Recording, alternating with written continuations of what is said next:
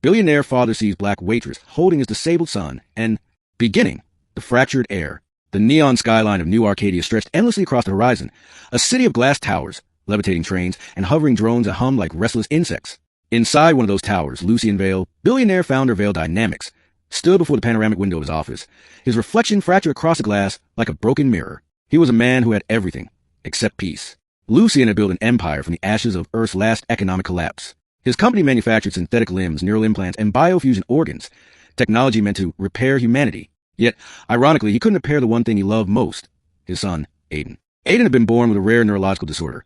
His body frail, legs unresponsive, and his right arm partially paralyzed. Every doctor, every specialist, every cutting-edge enhancement had failed. Even Lucian's own cybernetic prototypes could not override Aiden's brain's rejection of mechanical input. The billionaire's guilt was immeasurable. His late wife, Mira, had died giving birth to Aiden, and for 10 years since, Lucian bared his sorrow in steel and science. That morning, his assistant's voice interrupted his thoughts. "Sir, the boy's caretakers reported that Aiden snuck out again." Lucian's heart clenched. "What? How long ago?" "An hour." He took one of the street-level maglifts. GPS puts him somewhere downtown, Sector 19. Sector 19. The lower wards, a part of New Arcadia Lucian had never stepped into. It was where the city's forgotten lived. Waitresses, mechanics, refugees, and off-grid AI workers. Lucian grabbed his coat. "Get the car ready. Now!" The armored skimmer descended through the vertical city's layers. The light faded from gold to grime as they entered the lower sectors. Streets were crowded with holographic ads, flickering neon signs, and people hustling under smog-stained air. The car stopped in front of the Soul Diner, a rundown cafe glowing faintly under a broken sign. Inside, Lucian stepped into the scent of coffee, oil, and worn fabric. He saw his son immediately. Aiden sat at the counter, laughing, something Lucian hadn't heard in years. The reason stood beside him, a waitress, black woman, early 30s, wearing the faded uniform of the diner, her curly hair tied back, a few strands escaping to frame a kind face. She was holding Aiden's trembling hand as she refilled his cup with hot cocoa. She smiled. "Careful, sugar. It's still hot." Aiden giggled, his mismatched cybernetic brace glinting under the light. "You sound like my mother used to." Lucian froze. Something in the woman's expression softened, then dimmed when she saw the sharply dressed man entering. "Mr. Vale," the boy said, turning. "Dad, this is Nia. She gave me cocoa and told me stories about the old Earth before the towers." Lucian's tone came out harsher than intended. "Aiden, you can't just run off to the lower wards. It's dangerous here." Nia's eyes met his. Calm, grounded. "He wasn't in danger, sir. He just wanted to watch the people and be seen." Lucian frowned. "Be seen?" She nodded. "You'd be surprised how invisible a child can feel, even one with a last name that lights up half the city." Her words cut deep. Lucian cleared his throat. "Thank you for helping him, Ms. Nia Roan," she said simply. "I'm just a waitress." But there was something in her tone, something not simple at all. Middle, the waitress who knew too much. Lucian returned the next day. He told himself it was just to thank her properly. But part of him knew it was more than that. Nia was serving a table. When he entered, she moved with quiet grace, her steps measured, her face gentle even as she handled rude customers and broken machines. When she noticed him, she smirked. "You again. We don't usually get billionaires here unless something's wrong with the world." He took a seat at the counter. "I owe you for taking care of Aiden." "You don't owe me anything. He's a good kid." Lucian's gaze dropped. "He doesn't talk to anyone, barely even his doctors. But with you," Nia wiped the counter thoughtfully. "Maybe because I didn't see a patient. I saw a person." That struck something raw in him. Over the next few weeks, Lucian found excuses to visit. Sometimes he brought Aiden. Other times, he just needed to talk. He learned Nia wasn't just a waitress. She was a former biotech researcher, brilliant, once employed by Neurogen Labs, a competitor of Unveiled Dynamics. But when she refused to participate in unethical neural experiments, she was blacklisted. With her research stolen and her career destroyed, she ended up in the lower city, serving coffee to survive. Neurogen was trying to weaponize synthetic empathy, she explained one evening. They wanted soldiers who could feel enemy pain, but not compassion. I said no. They erased me. Lucian sat in stunned silence. He'd heard rumors of such projects, but never believed them real. "And now you work here?" he asked softly. Nia smiled, pouring him a cup of coffee. "Here, people are real. No implants, no masks. Just raw, messy, beautiful life." When Lucian brought Aiden along, she treated him like her own. She taught him to sketch, to tell stories, to see beauty even in his damaged hands. One night, Aiden confided, "She talks to me like I'm normal." Lucian's throat tightened. "You are normal, son." Aiden shook his head. "Not to you, Dad. To you, I'm a broken project." That night, Lucian couldn't sleep. He replayed every moment he pushed Aiden too hard, every time he tried to fix him instead of love him. The next morning, he made a decision. He wanted Nia to work for him, a proposal of hope. He arrived at the Soul Diner again, this time in person, with a formal offer. "I want you to join Unveiled Dynamics," he said. "Not as an employee, but as a partner. Your neural empathy research could change everything." We could develop new therapy protocols for children like Aiden. Nia looked at the papers and then back at him. Why me? You could hire anyone. Because you see what I can't, Lucian admitted. You see people.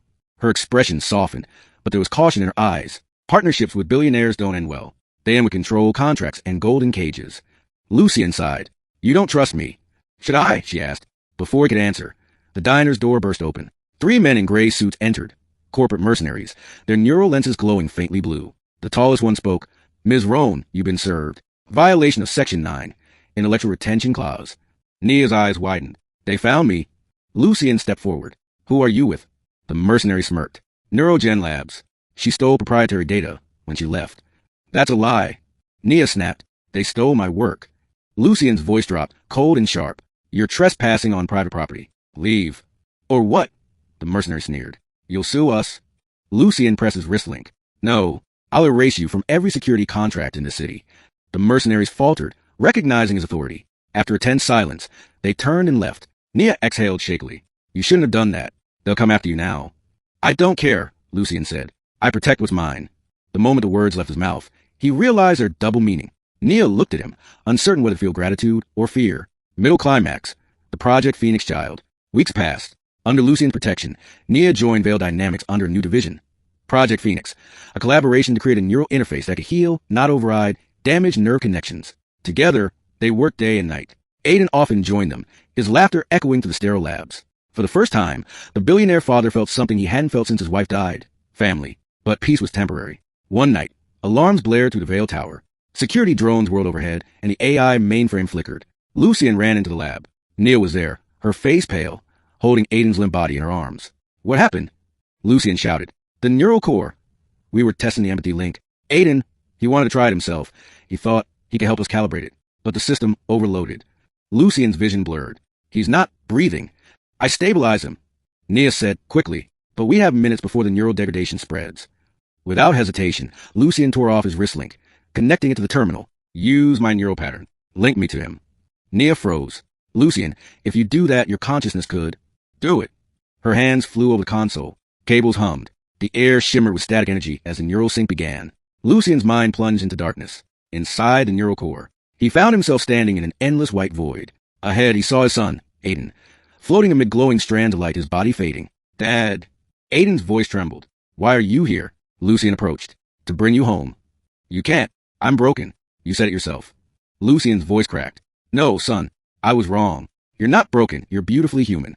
The strands began to pulse. Aiden's body flickered. Lucian reached out, grasping his hand. Suddenly, images surged. Memories of Aiden's childhood, Myra's death, Lucian's years of guilt. And through it all, he saw Nia's face, her calm strength, her empathy, guiding him like a beacon. He whispered, Come back to me, both of you. The world burst into blinding light, ending the new dawn. Lucian woke up in the lab, gasping. Aiden was beside him, alive, eyes fluttering open. Nia stood over them, tears streaming down her face. You did it. The neural sync stabilized his pathways. He can. Aiden moved his legs. It was small, trembling, but it was real. Lucian's heart broke open. He gathered his son in his arms. You did it, Aiden. You did it. Nia turned away, overwhelmed. But the celebration was short-lived. The door to the lab burst open again. Neurogen's mercenaries, dozens of them, weapons drawn. Step away from a child, their leader barked. You're harboring stolen tech. Lucian stood between them and his family. No, this is my company. And this technology is ours, built by truth, not theft. Nia stepped forward, holding a data core. You want it? Fine, but you'll never use it. I encode it to destroy itself if misused. The mercenary hesitated. You wouldn't. She smiled. Try me? A moment later, Lucian's internal security AI activated. The lab sealed. EMP pulses fried the mercenaries' weapons.